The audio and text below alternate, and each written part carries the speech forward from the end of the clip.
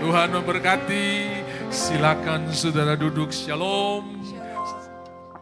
Selamat hari Minggu. Terima kasih rekan-rekan, sahabat-sahabat, teman-teman WL. Tepuk tangan dulu buat WL dan singers ya. Dan juga tim musik, puji Tuhan. Natal sementara kita lewati. Dan Bapak Ibu yang dikasihi oleh Tuhan, saya ingin mengingatkan kita sekali lagi bahwa kita adalah putra-putra raja, putri-putri raja, the Prince of Peace. Kalau di dalam Alkitab Bahasa Indonesia, di dalam Yesaya pasal 9 ayat 5 itu disebut penasehat ajaib ya. Penasehat ajaib, Bapa Allah yang perkasa, Bapa yang kekal, Raja damai. Di bahasa Indonesia cuma 4, tapi sebetulnya ada 5. Karena di dalam bahasa Inggris itu wonderful, Counselor, Mighty God, Everlasting Father, and Prince of Peace. Saudara-saudara ya. Jadi ada 5 sebetulnya. Cuman penasihat ajaib digabung jadi 1. Harusnya penasihat sendiri atau ajaib sendiri. Nah saudara lihat ini dalam bahasa Inggris ya. His name shall be called Wonderful, Counselor, Mighty God, Everlasting Father, and the Prince of Peace. 5, sudah ada 5. Ya, 5 itu bicara tentang kasih karunia. Jadi saudara-saudara mau perlu keajaiban, sandar sama Tuhan. Mau perlu advisor atau nasihat, sandar kepada Tuhan. Mau perlu keajaiban dan kemuliaan, mau perlu kekuatan, sandar kepada Tuhan. Sebab disebut Mighty God. Saudara-saudara, kita juga tidak hidup sementara, tapi kita akan hidup bersama-sama dengan Tuhan karena Dia disebut Everlasting Father. Dan yang paling terakhir, damai sejahtera akan mewarnai setiap langkah kita. Situasi boleh berubah, keadaan boleh berubah, tapi damai sejahtera tidak akan berubah dalam hidup saudara. Karena Dia Prince of Peace. Ya, ini yang sering kita dengungkan, biasanya ada orang punya ayat hafalan. Lalu thank you ya tim Praise and Worship, mereka sudah menyanyikan puji-pujian dan saya percaya semua kita adalah anak-anak raja. Tidak pernah ada anak raja yang susah besok mau beli pulsa. Tidak pernah ada anak raja yang susah besok mau makan apa. Saya belum pernah lihat kerajaan yang di bumi sekalipun seperti di Birmingham, di UK, saudara-saudara ya, United Kingdom, itu anak-anaknya berjalan dengan kepala tegak, kasih salam kepada rakyat. Kenapa? Mereka punya kepastian karena yang menjamin mereka adalah kerajaan. Hari ini saya mau kasih tahu yang menjamin kita adalah kerajaan surga. Dan kerajaan surga tidak pernah gagal. Tidak pernah gagal. Yang setuju katakan amin. Saudara-saudara, ada orang Ambon di sini? Ada pasti ya. Ada orang Medan? Pasti ada ya. Ini saudara saya WMP ini dari Sumatera Utara, marganya tidak terlalu banyak Malau, tapi orang-orang top banyak juga di Malau saudara-saudara ya. Jadi kalau orang yang namanya orang Medan itu ada namanya punguan atau kumpulan. Dan semua punguan itu pasti raja. Ya, punguan Raja Simorangkir, punguan Raja Hutajulu, ya, Hutagalung, ya. Kalau si Eca Hutahean gitu kan, punguan Raja Hutahean, ya. Saudara-saudara, jadi semua orang-orang Medan itu atau orang Batak itu punya punguan namanya raja. Kalau di Ambon semua kepala kampung, kepala desa itu Bapak Raja. Jadi betul-betul raja juga banyak di sana. Nah, saudara tahu orang Ambon kalau berdoa begini, Tuhan Allah, dengar akan beta pun doa jua. Katong sama-sama raja ini. Nah, itu orang Ambon itu dong berdoa tuh sama-sama raja nih. Agak sedikit panas karena ada AC yang tidak berfungsi dengan baik. Kalau orang Medan, orang Batak berdoanya begini. Bapa kami di dalam surga. Engkau raja di surga, saya raja di bumi. Mari kita kerja sama-sama. Itu saudara-saudara. Itu. Tapi apapun saudara, kita adalah anak raja. Tadi sudah bilang, aku anak raja, engkau anak. Itu kita semua anak raja. Kasih tahu di sebelah kiri kanan, saya duduk di sebelah anak raja. Nah saudara tahu anak raja itu posisi dan kapasitasnya hampir sama seperti raja. Betul tidak? Nah ada agama seberang mereka berdebat, lalu mereka lawan kita, lalu mereka buat satu kampanye. Mereka berkata begini, anak bupati atau tidak? Tidak. Anak presiden atau tidak? Tidak. Anak wali kota atau tidak? Tidak. Nah saya ingat ini debat dengan pendeta Esra Soru. Lalu akhirnya dia berdiri, dia tanya begini, anak monyet atau tidak? Dong diam, jawab. Anak monyet atau tidak? Karena mereka berkata, anak Allah, Allah atau tidak? Tidak, gitu kan. Nah, lalu dia tanya, anak manusia, manusia itu bukan? Manusia. Lalu kenapa manusia yang bisa anak manusia sekaligus manusia, dia tidak bisa jadi Allah dan sekaligus anak Allah? Bisa dong. Ya kan? Nah itu cuma cari-cari saja, tapi minimal kosu ada sedikit jawaban. Kalau dong tanya begitu, minimal kosu ada jawaban. Ya kan? Karena presiden, wali kota itu jabatan bukan nama. Ya, bukan nama. Nah, Bapak Ibu, saya ingin mengajak kita untuk belajar bahwa ada begitu banyak, saya berdoa saudara-saudara jemaat GB IKOP dan saudara-saudara yang berada di tempat ini, bahkan yang menyaksikan langsung dari live streaming, saudara bukan orang-orang yang kalah, sebab ada banyak orang percaya, tetapi dia bukan pemenang, dia orang yang kalah. Nah mari kita lihat saudara-saudara, orang percaya bisa jadi orang kalah. Mari kita lihat 2 Petrus 2 ayatnya yang ke-7. 2 Petrus 2 ayatnya yang ke-7. Tetapi ia menyelamatkan Lot. Siapa Lot? Orang yang benar.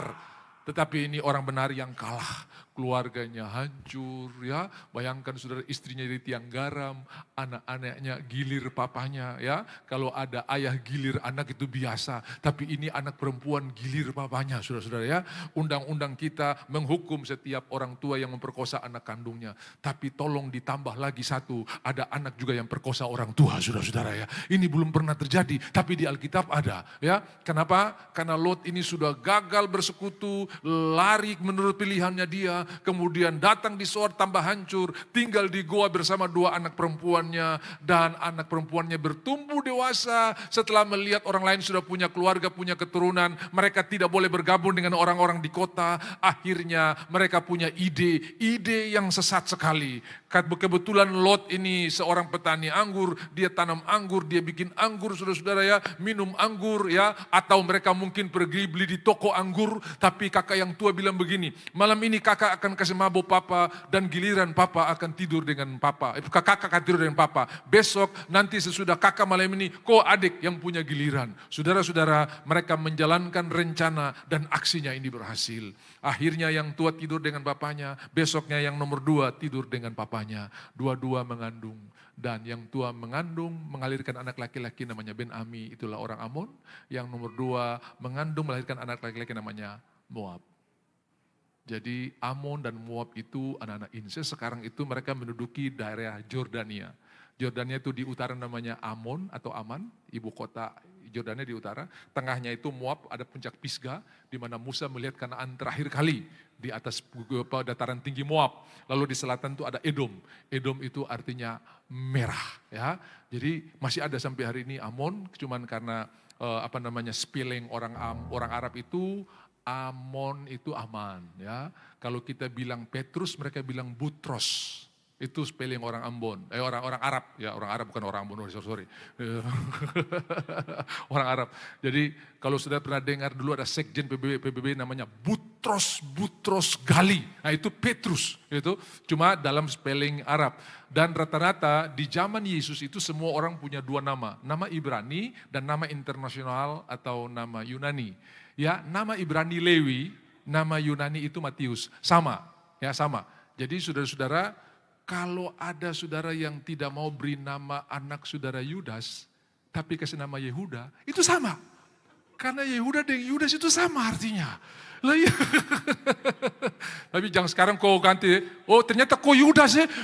Bukan, sama artinya sama. Cuma orang kan takut kasih nama, karena Yudas ini bikin namanya rusak itu gara-gara dia punya perbuatan. Sampai orang takut kasih nama, saudara-saudara ya. Sudah tahu Kaisar Nero, kaisar yang menggantung atau menghukum orang-orang percaya. Petrus disalibkan dengan kaki di atas, kepala di bawah. Itu zaman Kaisar Nero. Paulus dipancung kepalanya. Makanya saudara-saudara, berhenti persoalkan bagaimana seseorang mati. Mulailah renungkan dan bicarakan bagaimana dia hidup. Karena bagaimana mati tidak terlalu penting. Hidupnya yang jauh lebih penting. Bisa bilang amin? Dia mati ditabrak motor, waduh, salah apa dia kak? Stop, dan kau punya renungan yang terlaku itu saudara-saudara ya. Bagaimana kita hidup itu yang penting, bukan bagaimana kita mati. Karena Rasul-Rasul ini mati dengan tidak terhormat. Mati kenapa? Hancur. tidak terhormat. Tapi hari ini semua tulisan Paulus masih kita bicarakan dan kita khotbatkan. Matinya tidak mulia, tapi hidupnya berbicara sampai hari ini. Hidup kita harus berbicara jauh lebih keras daripada akhir hidup kita. Bisa bilang amin? Jadi saudara-saudara, ini Nero ini yang mengeksekusi orang-orang percaya zaman itu. Bahkan dia yang membakar orang-orang di jalan, digantung di pinggir jalan siang-siang, disiram dengan ter, sore hari pasang lampu, kasihlah api, jadi penerang di waktu malam. Jadi penerang jalan itu kadang-kadang orang percaya yang tidak mau menyangkal imannya. Itu zaman Nero. Hari ini kita memberi nama Paulus buat anak laki-laki kita dan Nero buat anjing kita. Betul tidak? Apalagi kalau ada anjing jahat, Nero. Kaisar itu saudara, itu kaisar dulu saudara. Jangan-jangan di rumah kupu anjing juga Nero, saudara-saudara ya. Itu dulu nama yang tidak boleh disebutkan dengan sembarangan. Karena dia itu nama kaisar. Tapi hari ini, nama orang yang dieksekusi dengan dipancung, diabadikan buat anak-anak kita. Dan nama kaisar yang mengeksekusi, diabadikan untuk hewan peliharaan kita, saudara-saudara ya. Yaitu anjing. Saya ingat di Wamena, ada guru yang mengajar di kelas di pelajaran Kristen. Anak-anak gurunya dari Jawa. Apapun terjadi berdoa kepada Tuhan Yesus. Tuhan Yesus itu jawaban atas segalanya. Apapun yang kamu kerjakan, semua anak-anak sangat terberkati dengan pelajaran itu. Lalu 2 hari kemudian ada anak yang datang kepada Pak Guru tolong berdoa ke ada yang sakit di rumah. Oh ya, mari. Begitu sampai di rumah betapa terkejutnya Pak Guru karena yang sakit anjing, saudara-saudara ya. Dia bilang, aduh belum pernah saya dapat pelayanan ini. Akhirnya dia berdoa pakai bahasa Jawa supaya anak ini tidak mengerti. Lalu dia bilang, asu, artinya kira-kira begini. Asu, kau mau mati-mati, kau mau hidup-hidup. Ini anak karena tertawa dia bilang amin. 2 hari kemudian anjing ini sembuh. Dia bilang Pak Guru doanya mujizat, doanya luar biasa. Anjingnya sembuh. Minggu berikut Pak Guru sakit. Lalu dia bilang begini, saya mau pergi berdoa buat Pak Guru. Nah kebetulan doa Pak Guru dia sudah hafal. Dan ini doa berkuasa. Akhirnya dia sampai di Pak Guru, dia ngomong karena dia tidak tahu artinya. Dia sudah hafal bahasa Jawa. Asu, Pak Guru kaget. Kalau kamu hidup-hidup, mati-mati. Guru bilang, aduh saya salah ajar ini. Saudara. Jadi kau jangan salah ajar, kasih tahu. Apa yang kau ajar, kau akan tuai. Saudara. Haleluya. Bisa bilang amin? Jadi Bapak Ibu, waktu sudah menabur waktu untuk beribadah, sudah akan menuai kekekalan. Sudah akan menuai hikmat. Sudah akan menuai ketenangan. Walaupun di tengah badai. Karena apa yang kau tabur, kau akan terima. Saya ingat ada seorang pegawai yang sudah mau pensiun purna tugas dari sebuah perusahaan konstruksi. Lalu bos perusahaan ini berkata kepada dia ini terkenal bekerjanya asal-asal dan tidak, tetapi dia mau pensiun. Nah bos bilang begini, boleh nggak saya kasih tugas terakhir untuk kamu sebelum kamu pensiun? Oh dengan senang hati bos. Tolong buat satu rumah tipe 37 2 lantai dengan semua perkakas yang terbaik. Anggarannya tidak usah takut. Pokoknya saya siapkan yang terbaik. Kran yang terbaik kalau boleh merek Eropa. Tehel kalau boleh dari Italia. Dan semua sofa-sofa kalau boleh kulit yang asli, jangan yang kawean. Saudara-saudara dibilang, kapan kesempatan saya bisa dapat untung besar kalau di proyek terakhir ini.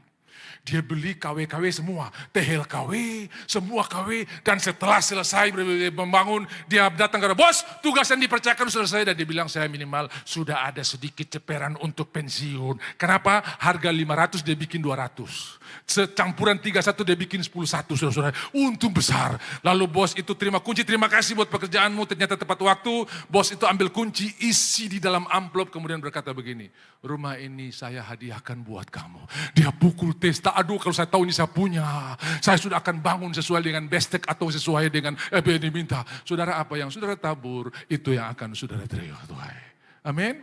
Jadi menabur kebaikanlah terus. Mungkin hari ini kau belum tuai. Kitab Galati berkata, asal kamu jangan menjadi lemah, karena kamu pasti akan menuainya. Katakan amin. Bilang begini, saya setuju dengan firman Tuhan. Karena ini bukan Nobel 5 ayat 1, bukan saudara. Ini firman Tuhan. Nah mari kita mulai, kita lihat tadi. Bagaimana Lot disebut orang benar, tapi dia gagal. Bagaimana Lot disebut orang benar, tapi dia kalah. Keluarganya hancur, anak-anaknya perkosa dia. Tapi mari kita lihat, apa yang membuat orang benar. Kenapa dia disebut orang benar? Karena semua orang percaya adalah orang benar. Waktu saudara percaya Tuhan, rohmu baru. Metanoia atau pertobatan itu namanya perubahan pikiran. Berubahlah oleh pembaruan budimu, itu metanoia. Supaya kamu dapat membedakan kehendak Tuhan apa yang baik, ulangi sesudah saya, yang baik, yang berkenan, dan yang sempurna. Paulus berkata dalam Roma 12, karena itu aku menasihatkan kamu supaya kamu mempersembahkan tubuhmu sebagai persembahan yang hidup, yang kudus dan berkenan kepada Allah. Itu adalah ibadahmu yang sejati. Ayat 2, janganlah kamu menjadi serupa dengan dunia ini. Janganlah kamu menjadi serupa dengan dunia ini. Tapi berubahlah oleh pembaruan budimu. Sehingga kamu dapat membedakan mana kehendak Allah. Lanjut. Apa yang baik, apa yang berkenan, dan yang sempurna. Dapat yang baik. Haleluya. Kenapa saya bicara ini, saudara? Karena hidup adalah keputusan. Life is decision. Ada keputusan kecil. Salah makan. Satu hari nyesalnya. Saya mau makan mie. Tapi dong ajak nasi kuning. Besok kau bisa makan mie. Nyesalnya cuma sehari. Salah potong rambut. Saya tadi mau potong tipis ini. Dong tipis belakang. Bulan depan bisa tipis samping. Sebulan saja. Tidak naik kelas. Setahun. Belajar sungguh-sungguh, tahun depan naik. Salah nikah? Tak bisa batal. Makanya jangan bilang keputusan besar. Kecil pun Tuhan tanggung jawab. Apalagi besar. Satu ketika Yusuf mau ceraikan Maria. Karena undangan belum sebar, Maria pupuru maju. Saudara-saudara ya. Ya astaga. Tunggu siap bikin di horizon, terjadi sudah ini. Dia pupuru maju ini. Lalu diam-diam dia hendak menceraikan Maria. Karena ikatan pertunanganan itu di Israel sama seperti menikah. Makanya dia hendak menceraikan. Malaikat datang, Yusuf dalam mimpi, ambil dia sebagai istrimu. Ini keputusan besar. Sorga campur tangan. Jangan lupa 2025 mungkin ada keputusan yang saudara akan buat. Sorga intervensi. Karena dia mau saudara dapat yang baik, yang berkenan, dan yang sempurna. Bukan menurut ukuran saudara, tapi menurut standar sorga. Yang setuju katakan amin. Ada orang yang saya tanya, kenapa kau tertarik dengan dia? Karena pribadinya Pak. Maksudnya mobil pribadi, rumah pribadi, rekening pribadi. Kau tampias, karena mobil bisa rusak, rumah bisa runtuh, rekening bisa kosong. Tapi kalau kau bangun di atas kasih Kristus, langit dan bumi akan lenyap. Tapi firman Tuhan kekal selama-lamanya. Dan saya bisa melihat orang yang membangun keluarga di atas fondasi Kristus, tak pernah baku salah. Ini gara-gara kau bodoh, ini kau tanggung jawab sendiri, saya tak mau campur. Kau yang buat keputusan ini toh, silakan nikmati kau keputusan itu. Tapi kalau orang bangun di atas Kristus, I am beside you. Saya di sampingmu, saya di belakang kau. Yuk kita hadapi sama-sama. Karena kutuk Taman Eden tidak ada lagi. Kutuk Taman Eden tunduk boko over salah. Ini perempuan yang kau kasih buat saya. Ini perempuan bilang, ini ular yang kau berikan ini. Ular yang kau jadikan domba ku over salah. Tetapi orang yang membangun di dalam Efesus pasal 5. Kalau gak salah ayat 22 di atasnya itu. Kasih Kristus sebagai dasar suami istri. Makanya Alkitab bilang begini. Hei suami, kasihilah istrimu seperti Kristus mengasihi jemaatnya. Dia tidak bilang begini, hei suami, kasihilah istrimu yang bikin kopi dan masak buatku. Kalau tidak masak, bombe dia. Oh tidak ada, tidak ada. Lalu, hei istri, tunduklah kepada suami. Sama seperti jemaat, semua dasarnya Kristus. Kasih, ada Kristus. Tunduk, ada Kristus di dalamnya. Dan kalau ini adalah fondasi kita, kuat. Saya mau tunduk sama kau, asal kau tunduk sama saya. Oh itu tidak ada, saudara. Hei istri, tunduklah kepada suamimu yang mengasihi engkau. Bahkan saudara yang bergumul untuk suamimu jadi orang percaya pun, saudara harus melayani dia dengan sungguh-sungguh. Di dalam jemaat Efesus, saya nggak tahu kenapa belok sini, karena ada banyak saudara sudah punya rencana aneh-aneh. Jadi Tuhan kasih lurus otak yang subengko-bengko itu saudara, supaya jangan punya rencana aneh-aneh. Amin. pada waktu Paulus memberitakan Injil kepada orang-orang di Efesus, rata-rata mereka semua orang-orang yang bukan orang percaya, yang masih pergi ke kuil, yang pasti pergi menyembah ke dewa, yang mereka sebut kepada Allah yang tidak kami kenal. Itu kuil negeri 1000 kuil. Kalau sudah pernah pergi ke Turki, lalu pergi kunjungi ke Efesus, sudah bisa lihat begitu banyak runtuhan kuil di sana. Bahkan kalau saudara lihat di dalam kitab Keluaran, itu Allah di Mesir full. Sampai Musa bilang, nanti kalau dong tanya, saya mau bilang apa? Karena di sini Allah full. Musa yang sudah ada baca itu tidak bisa urus, kau bawa baru lagi ini. Ya, Allah untuk pertanian, Allah untuk bencana. Apa full sekali. Aku ada, yang aku ada, I am that I am. Bilang saja I am that. Jadi Allahnya banyak. Nah, waktu Injil diberitakan, ada suami yang bertobat duluan, istri masih ke kuil. Nanya, Paulus gimana ini? Selama dia tidak minta cerai, kok harus, kecuali dia minta. Ya, layani dia. Kenapa? Suami yang takut Tuhan menguduskan istri yang tidak takut Tuhan. Ada istri yang bertobat duluan, percaya Yesus, tinggalkan kuil. Suami bilang, kok ke gereja, saya tetap ke kuil. Bagaimana ini? Layani dia.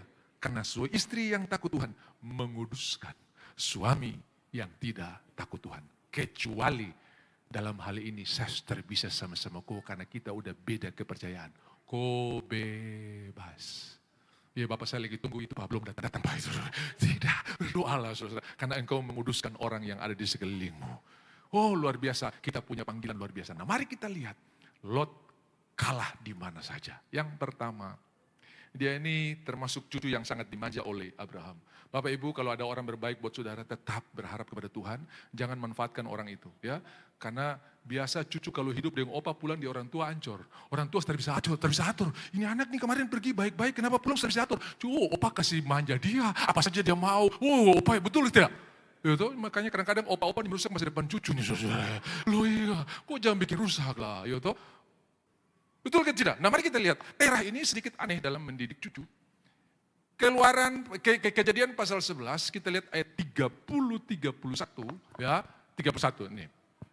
Jadi waktu Abraham disuruh keluar, ini masih pasal 11. Abraham disuruh keluar ini, Terah yang bawa rombongan. Ya, jangan izinkan pengertianmu, jangan izinkan kekuatanmu mendrive engkau. Tapi izinkan firman Tuhan mendrive engkau. Atau menghandle engkau, atau mengatur langkahmu. Maka langkah-langkah orang benar diatur oleh Tuhan tidak akan jatuh terlepas pada tangan Tuhan menopangnya. Tantangan ada, hampir jatuh ada, tapi tidak akan jatuh. Hampir kolaps ada, tapi tidak akan kolaps. Hampir game ada, tapi tidak akan game. Kenapa? Tangan Tuhan menopang. Kadang-kadang kita